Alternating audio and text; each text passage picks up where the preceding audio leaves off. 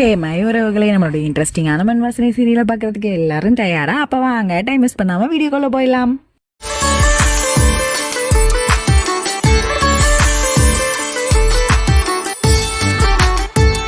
இங்கே நம்மளுடைய ஆனந்தி ஃப்ரெண்டு ஒரு வழியாக அந்த டாக்டரோடைய லவ் அக்செப்ட் பண்ணிட்டு ஊருக்கு தெரியாமல் அங்கே நின்று இங்கே நின்றுன்ட்டு 2 பேரும் ரொமான்டிக்காக லுக்கெல்லாம் விட்டு ரொமான்ஸ் பண்ணிட்டு லவ்வுமே நல்லா ஜாலியாக பண்ணிட்டு இருக்காங்க. அந்த ஜாலியாக லவ் பண்ணுற கதை எல்லாத்தையும் அப்பப்போ போயிட்டு நம்மளுடைய ஃப்ரெண்டான ஆனந்தி கிட்ட தான் அவள் சொல்லி அவளுடைய லவ்வை வந்துட்டு வெளிப்படுத்திக்கிறா. அவளுமே வந்துட்டு நீ ஹாப்பியாக இருக்கணும், அதை நான் பார்க்கணும்னு சொல்லிட்டு ஆனந்தியுமே விஷ் பண்ணுறா. இங்கே அதே நேரத்தில் நம்மளுடைய ஜெகதீஷ் வந்து ஃபோன் பண்ணி நம்மளோட ஆனந்தி கிட்ட இந்த மாதிரி கௌரிக்கு வந்துட்டு அபார்ஷன் ஆயிட்டு இதுக்கு காரணமே நீ தான் ஆனந்தி, அன்னைக்கு மட்டும் நான் வந்து அங்க வராம இருந்திருந்தோம்னா இவ்வளவு பிரச்சனை நடந்திருக்காதுன்னு சொன்னோன்னே இவளுமே அழுதுகிட்டு இருக்கா. உடனே இங்க வந்து அந்த டாக்டர் வந்து இவளுக்கு வளைய கொடுத்துருப்பானா. அப்போன்னு பார்த்து அந்த பொண்ணுடைய மச்சான் அங்கே வந்து நல்லா அடின்னு போட்டு டாக்டரை அடிச்சு இவளையுமே கையோட பிடிச்சி இழுத்துட்டு போயிடுறா. இவ செம்மையா அழுதுட்டு 2வது நாளே இவனை வந்து கல்யாணம் பண்ணணும்னு சொல்லிட்டு ஒரு கோவில்ல 2 பேரும் கல்யாணமும் பண்ணிக்கிறாங்க, மாலையெல்லாம் மாத்திக்கிட்டு. அப்போன்னு பார்த்து அங்கே ஊர் மக்களை எல்லாத்தையுமே அந்த மச்சாங்காரன் வந்து கூட்டிட்டு வந்து ஆல்ரெடி கல்யாணம் முடிஞ்சவ, நீ எப்படி 2வது கல்யாணம் பண்ணலாம், அப்படிலாம் தப்பு இல்லையா அப்படின்னு சொல்லி கேட்கும்போது இந்த பொண்ணுமே வந்து எல்லாருமே கேட்குறா, ஏன் நான் வந்து கல்யாணம் பண்ணக்கூடாதா, எனக்கு வசதிகள் கிடையாதா, நீங்க யாருமே ஒன்றும் சொல்ல மாட்டீங்களான்னு சொன்னோன்னா எல்லாருமே நாங்கள் சப்போர்ட் பண்றோமா, நீ தைரியமா கல்யாணம் பண்ணிக்கோமா அப்படின்ற மாதிரி சொன்னோன்னா அந்த மச்சாங்கனுக்கு ஒண்ணுமே பண்ண முடியல. இப்போ நீ என் தலையில வந்து குங்குமம் வைடா அப்படின்னு சொன்னோன்னா அவ வீட்டுக்காரரோட கை வழிய இவ குங்குமம் வச்சு சந்தோஷமா கல்யாணத்தையும் பண்ணிக்கிறா. இங்கே நம்ம ஜக்குவும் கௌரியும் என்ன பண்ணியிருக்காங்கன்னா சேர்ந்து நம்மளோட ஆனந்திக்கு வந்து டைவோர்ஸ் லெட்டர்ஸ் தாங்க அனுப்பியிருக்காங்க. அதை இவங்க வீட்டில் உள்ளவங்க எல்லாரும் பார்த்துட்டு செம்ம ஷாக்காகி அழுதுகிட்டு இருக்காங்க. ஆனந்திக்கு ஆனால் அது எதுவுமே தெரியாதா. உடனே வீட்டுக்கு வந்தோடனே பாட்டி வந்துட்டு அவளை மெதுவாக நீ வந்து உட்காரு, உங்ககிட்ட ஒன்றும் காட்டணும் அப்படின்னு சொல்லிட்டு பேப்பரை வந்து காட்டுறாங்க. பாட்டி வந்து நீ வந்து எதுவும் கஷ்டப்படாமல் இதை வந்து பாருமா அப்படின்னு சொல்லவுமே இவ அப்படியே கண் கலங்கி எல்லாமே புரியுது பாட்டி, இதோட அவ்வளோதான் எல்லாமேன்னு போட்டு அழுதுட்டு இருக்கா. ஆனால் அதே நேரத்தில் இங்கே என்ன நடக்கு, நம்ம கௌரியோ இவனை மைக்கி அவளுடைய கையில போட்டுக்கிறா. பிடிச்சத கேட்கறது என்ன, அவனும் அவளுக்கு ஏத்த மாதிரி நடக்கிறது என்ன. அப்பா உடனே அந்த வீட்டுக்கு பாட்டியும் அவனோட அப்பாவும் வந்துட்டு இதெல்லாம் பார்க்க சகிக்காம நீ வந்து டிவோர்ஸ் பத்திரத்துல நீ சைன் போட்டு தந்த மாதிரியே அவளுமே சைன் போட்டு கொடுத்துட்டாப்பா அப்படின்னோடனே அதையுமே அவன் வந்துட்டு பார்த்துட்டு ஜெகதீஷ் வந்துட்டு சைன் போட்டு கொடுத்துட்டாளா அப்படின்ற மாதிரி அவனுக்குள்ளேயே யோசிச்சுட்டு 2 பேருமே ஒருத்தருக்கு ஒருத்தர் வந்துட்டு முகத்துல உட்காந்து பேசுற மாதிரி ஒரு ட்ரீம் மாதிரி காட்டுறாங்க.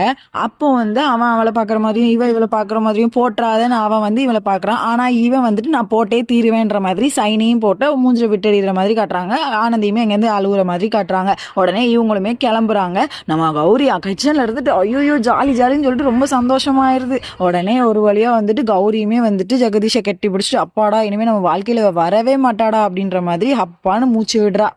இங்கே நம்ம கல்யாணமான புது ஜோடி இருக்காங்க இல்லையா, அவங்க ஜாலியாக வந்துட்டு இருக்கும் போதே ஆனந்தி நடந்து வரதை பார்த்துட்டு என்ன ஆனந்தி தனியாக நடந்து வந்துக்கிட்டு இருக்கேன்னு சொல்லவும், ஒன்றும் இல்லை நான் ஒன்றே உங்ககிட்ட மட்டும் சொல்கிறேன், என்றைக்குமே ஒருத்தருக்கு ஒருத்தர் வந்து விட்டு கொடுக்காம பிரிஞ்சிடாம சந்தோஷமா இதே மாதிரியே இருங்க அப்படின்ற மாதிரி அவங்க கிட்ட வந்து சொல்லிட்டு இவளுமே போறா. அப்போன்னு பார்த்து இவங்க 2 பேருக்குமே இங்கே என்ன நடந்துச்சுன்னு தெரியாது இல்லையா.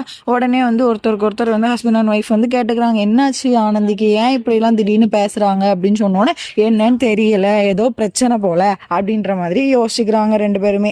நம்ம ஜெகதீஷோ அதோட ராத்திரி நல்லா குடிச்சு போட்டு கௌரி கிட்ட வந்துட்டு அழுதுகிட்டு இருக்கான். ஐயோ இவளால நம்ம குடும்பத்துல இருந்து நம்மளை பிரிச்சிருவாங்களோ அப்படின்னு சொல்லிட்டு. அப்போ உடனே கௌரியுமே அப்படிலாம் அவளுக்காக எல்லாம் குடும்பம் உன்னை விட்டு பிரியாதுடா அப்படின்ற மாதிரி ஆறுதல் சொல்லிட்டு இருக்கா. இங்க உடனே பாட்டி வந்துட்டு என்ன பண்றாங்கன்னா டைவர்ஸே கிடைக்கல, அதுக்குள்ள ஒரு மாப்பிள்ளைய பாக்குறதுக்கு போயாச்சு ஆனந்திக்கு. இதுக்கு இடையிலேயே நம்மளுடைய ஜெகதீஷ் வந்துட்டு என்ன ஒரு டீல் போட்டிருப்பான்னா, நான் வந்து அவளை டைவர்ஸ் பண்ணக்கூடாதுன்னா எனக்கு வந்து இத்தனை % சொத்து வேணும்னு சொல்லியிருப்பான். அதனால அவங்க அப்பாவுமே ஒரு லாட்ஜுக்கு வந்துட்டு எல்லாரையும் அழைச்சிட்டு வந்து அந்த சொத்து பேப்பரையும் வந்துட்டு கொடுத்துருவாங்க. இவன் அந்த சொத்து பேப்பரை கரெக்டாக அந்த கையில் வாங்கும்போது நம்ம ஆனந்தி அவள் அத்தை 2 பேரும் சேர்ந்து வந்துட்டு நிறுத்துங்க, என்ன பண்ணிக்கிட்டு இருக்கீங்க மாமா அப்படின்ற மாதிரி சத்தம் போட்டுட்டு படப்படன்னு வந்துட்டு அதை வந்து பிடுங்கிக்கிற அவளுடைய கையில் பிடுங்கிட்டு எப்படி சொத்து இருந்தால் நீ எனக்கு டிவோர்ஸ் தர மாட்டேன், சொத்து இல்லைன்னா எனக்கு டிவோர்ஸ் தந்துடுவேன் அப்படிதானே, அப்படி ஒரு மானங்கட்ட வாழ்க்கை எனக்கு வேணாம்னு சொல்லிட்டு அந்த பேப்பரை கிழிச்சு அவன் மூஞ்சிலேயே விட்டு எறிஞ்சிடுறாங்க. ஏன்டா நான் உன் குடும்பத்து மேல வச்சிருக்க நம்பிக்கை கூட உனக்கு உன் குடும்பத்து மேல இல்லையே, நீலாம் என்னடா பிள்ளை, உன்னைய இவ்வளோ நாள் அவங்க கஷ்டப்பட்டு வளர்த்தாங்களே அதுக்கு நீ பண்ற பிராய்ச்சித்தம் இதுதானா, இவ்வளோ பெரிய ஆளாக்கி டாக்டராக்கி விட்டுருக்காங்களே அவங்களுக்கு இதுதான் நீ காட்டுற நன்றியான்னு சொன்னோன்னு அவளுடைய குடும்பத்துக்கு எல்லாருக்குமே பெருமையா இருக்கு. இனி நீ ஒரு வார்த்தை என் குடும்பத்தை பத்தி நீ பேசினா உனக்கு அவ்வளோதான் தாண்டா மரியாதைன்னு ஆனந்தி ஆப்போசிட்டா சொல்லிட்டு அங்கேருந்து எல்லாரையும் கூட்டிட்டு போயிருந்தா. இங்க கௌரிக்கு செம்ம காண்டா இருக்கு. ஐயோ சொத்து போச்சே எல்லாம் போச்சே அப்படின்ட்டு கிழிச்சு விட்டாளே அப்படின்ட்டு. உடனே நெக்ஸ்ட் டேவே ஒரு ஃபேமிலி கோர்ட்டுக்கு போயிட்டு 2 பேருமே வந்துட்டு ஒருத்தருக்கு ஒருத்தர் சைன் போட்டு அவங்களுடைய டிவோர்ஸை வந்து அங்கே வந்து அப்ளை பண்ணிட்டு ஜெகதீஷ் படப்படன்னு சைனை போட்டு அங்கேருந்து கிளம்பிடுறான். கௌரியை பார்த்துட்டு உடனே அவள் குடும்பத்தில் உள்ளவங்க எல்லாருமே இவளுக்காக சப்போர்ட் பண்ணிட்டு இவளை ஒரு வழியாக கூட்டிட்டு நாங்கள் உனக்காக இருக்கோமா அப்படின்ற மாதிரி அங்கேருந்து அவளை கூட்டிட்டு போகிறாங்க.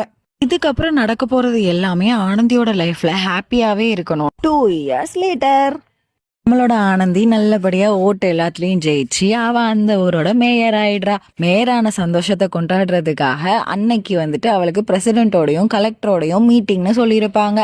இந்த குட்டி பசங்க பட்டாசு வைக்க குதிரை மேரல ஐயோ அவ ஒரு வழியா ஆயிடுறாங்க. உடனே அந்த இடத்துக்கு ஒரு ஹீரோ மாதிரி ஒருத்தன் வரான். அவன் தான் நம்மளோட ஆனந்திய பறந்து போய் காப்பாத்துடான். அவளுடைய தாவணி எல்லாம் விலகி இருக்குமா, ஒரு வழியா அவன் அதையுமே வந்துட்டு போர்த்தி விட்டுட்டு உடனே வந்துட்டு என்ன பண்றான்னா பக்கத்துல என்ன ஆச்சுன்னு பாக்குறான். செம்மையா அடிபட்டிருக்கு அவளுடைய வண்டி. உடனே வந்து அந்த குதிரை மட்டும் அது பாட்டுல நின்றுட்டு இருக்கும். உடனே அந்த குதிரை மேலே ஏறிட்டு சரி வா வீட்டுக்கு போவோன்னு கூப்பிடுவானா. இவன் நான் வர மாட்டேன் அப்படின்னு சொன்னோன்னு சுத்தி முத்தி பாரு இப்போ கொஞ்ச நேரத்துல இருட்டிடும் அங்கே நில்லு அப்படின்னு சொன்னாலும் சரி சரி நானும் வரேன் அப்படின்னு சொல்லிட்டு இவளுமே நடந்து அவன் கிட்ட போயிடுவா. இவனுமே ஒரு வழியா அவளையுமே ஏத்திட்டு என்ன பண்ணுவானா குதிரையில வச்சுட்டு போய்கிட்டு இருப்பாங்க. 2 பேருமே நல்லா குதிரையில வந்து ரைட் பண்ணி போயிட்டு இருக்கும் போதே ஊர் என்ன சொல்லு நான் இறக்கி விடுறேன் அப்படின்னோடனே இல்லை இந்நேரத்துக்கு நீ தேடி வந்திருப்பாங்க அப்படின்னு சொல்லவுமே அங்கே வந்து ஒரு ஜீப்ல எல்லாருமே வந்து இறங்கிடுவாங்க. இவன் அவங்களெல்லாம் பார்த்தோன்னா அவனுமே இறக்கி விடுவானா. இவன் ஓடி போய் பாட்டி என்னை காப்பாத்தினதே இவர் தான் சொல்லணும். பாட்டி மட்டும் அவனை வந்து பார்த்து வச்சுப்பாங்க. உடனே வந்துட்டு இவன் என்ன பண்ணுவானா சிரிச்சுட்டே அதுக்குள்ள மறைஞ்சு போயிடுவான். எல்லாரும் திரும்பி பார்க்கறதுக்குள்ள குதிரை மட்டும் தான் இங்கே நின்றுட்டு இருக்கும். யாரா இவன் மின்னல் மாய் வந்தான் அப்படின்னு சொல்லிட்டு இவங்க எல்லாருமே சரி ஓகே நம்ம போய் நம்மளோட மீட்டிங்கு போவோம்னு சொல்லிட்டு ஒரு வழியா நம்மளுடைய மேயர் அதாவது ஆனந்தி அதுக்கப்புறம் அந்த ஊரோடைய பிரைம் மினிஸ்டர் அதுக்கப்புறம் பிரசிடென்ட் எல்லாருமே வந்து ஆனந்தியை வந்து புகழ்ந்து தான் பேசுவாங்க. ஆனந்திக்குமே வந்து அவார்ட்லாம் கொடுப்பாங்க. ஆனந்தியுமே எந்த ஒரு பொண்ணுமே வந்துட்டு இந்த மாதிரி விதவையா இருக்கக்கூடாது, படிக்காமல் இருக்கக்கூடாது, அடிமையாக இருக்கக்கூடாது, அடுப்படியிலே இருக்கக்கூடாதுன்னு சொல்லிட்டு நிறைய சொல்லி என்ன மாதிரியே நீங்களும் வந்து நல்லபடியாக உயரணும் அப்படின்னு சொல்லி ஊர் மக்கள் எல்லாருக்கிட்டையும் வாழ்த்தையும் வாங்கிட்டு இவன் நிறைய எல்லாமே சொல்லியிருப்பான். அப்போ நம்மளுடைய பிரைம் மினிஸ்டர் வந்துட்டு இந்த ஊரோட கலெக்டர் வந்து நான் வந்து நியமனம் பண்றேன், அந்த கலெக்டர் யாரு அப்படின்னு சொல்றாங்க. அப்ப எல்லாருமே யார் தான் அந்த கலெக்டர்னு பார்த்தா ஆனந்திக்கு வந்துட்டு என்னன்னு தெரியல ஒரு மாதிரி ஆயிடுறா. அத நம்மளுடைய ஆனந்தியை காப்பாத்தின பையன்தான். நம்ம பிரைம் மினிஸ்டரும் விஷ் பண்றாங்க. இனிமே மேயரும் கலெக்டரும் சேர்ந்து வேற லெவல் பண்ணுங்க அப்படின்னு சொல்லிட்டு இங்க நம்ம பாட்டி கோச்ச கலெக்டர் மாதிரியா இருக்கான், மாப்பிள்ள மாதிரி இருக்கானே, எவ்வளவு அழகா இருக்கான், ஆனந்தி கூட பக்கத்துல வச்சு பார்த்தோன்னு சொல்லிட்டு அவங்களுக்கு ஒரு திங்கிங். இங்க நம்ம கௌரி என்ன பண்றா வழக்கம் போல அவனை எழுப்பி சின்ன குழந்தைய கிளப்புற மாதிரி கிளப்பி அவனை ஒரு வழியா ஹாஸ்பிட்டலுக்கும் அனுப்பி வைக்கிறா. ஓகே உறவுகளே, அப்போ இந்த எபிசோட இன்னைக்கு இதோட முடிச்சுக்கலாம். see you for the tomorrow episode and one more thing உறவுகளே, நம்மளுடைய கலெக்டருடைய நேம் தெரிஞ்சா கமெண்ட் பண்ணுங்க. அண்ட் நம்ம கலெக்டர் ஹேண்ட்ஸமா இருக்காரானோ கமெண்ட்ல சொல்லிட்டு போங்க. மறக்காம சேனலை சப்ஸ்கிரைப் பண்ணி வீடியோக்கு லைக் போட்டு வச்சுக்கோங்க.